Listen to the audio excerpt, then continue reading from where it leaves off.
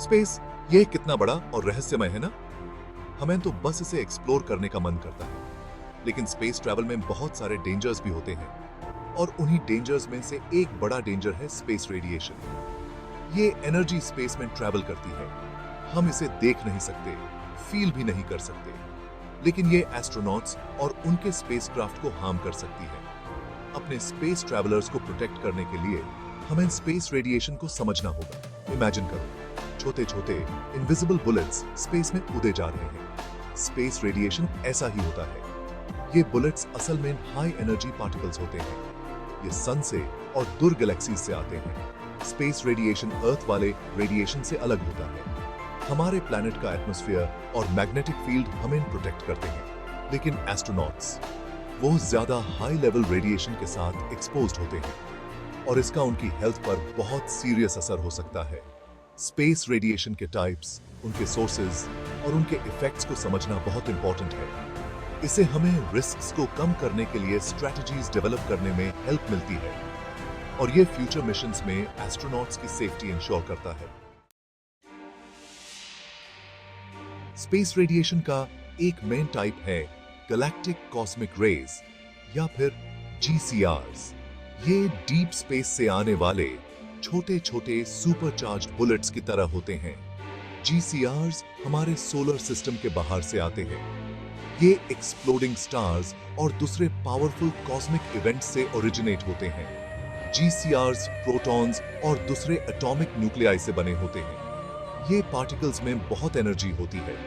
ये almost speed of light से travel करते हैं, इसीलिए इनके अगेंस्ट शील्ड करना बहुत मुश्किल होता है। जब GCRs किसी स्पेसक्राफ्ट या एस्ट्रोनॉट से टकराते हैं तो वो सीधे पार चले जाते हैं और जाते जाते अपने पीछे डैमेज छोड़ते जाते हैं।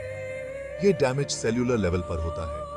GCRs DNA स्ट्रैंड्स को तोड़ सकते हैं और हार्मफुल फ्री रेडिकल्स क्रिएट कर सकते हैं। टाइम के साथ ये कैंसर और दूसरी हेल्थ प्रॉब्लम्स का रिस्क बढ़ा सकता है।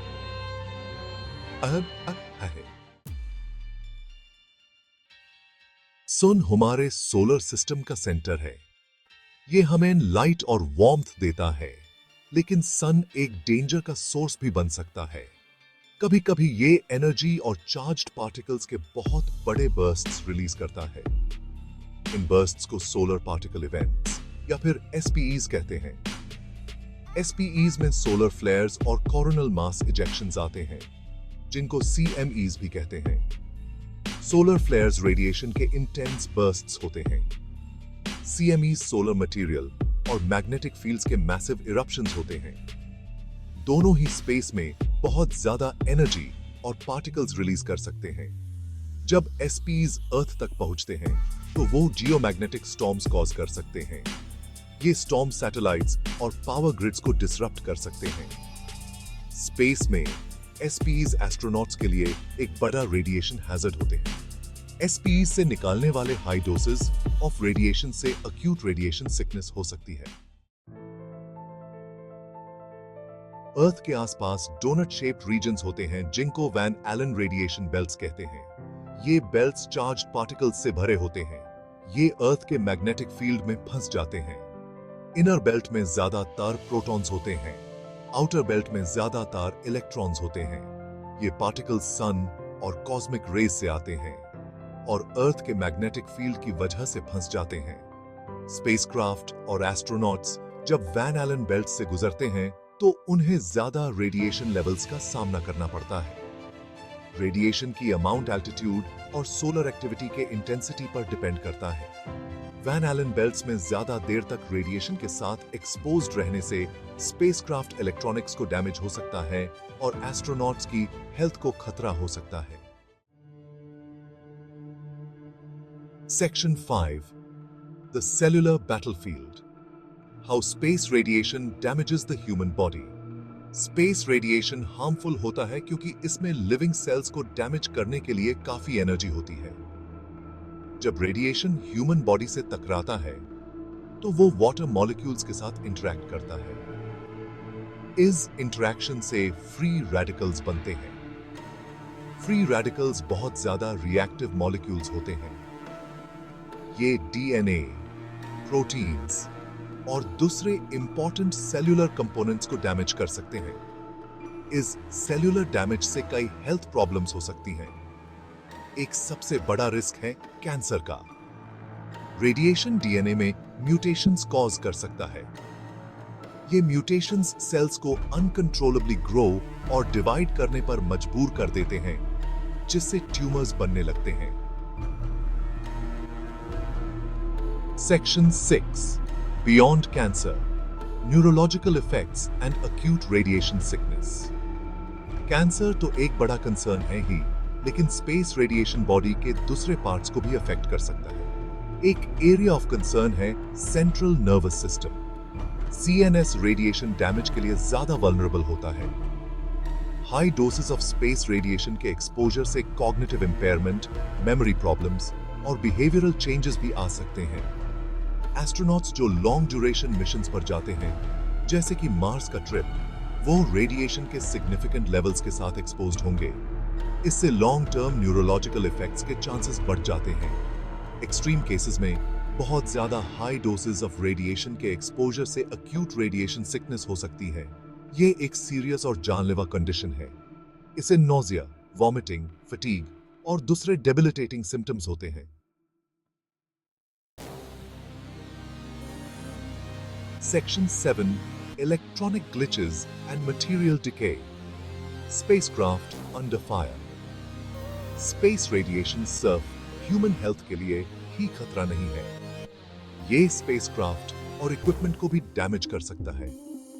High energy particles spacecraft shielding को पेनिट्रेट कर सकते हैं और इलेक्ट्रॉनिक मैलफंक्शंस कॉज कर सकते हैं।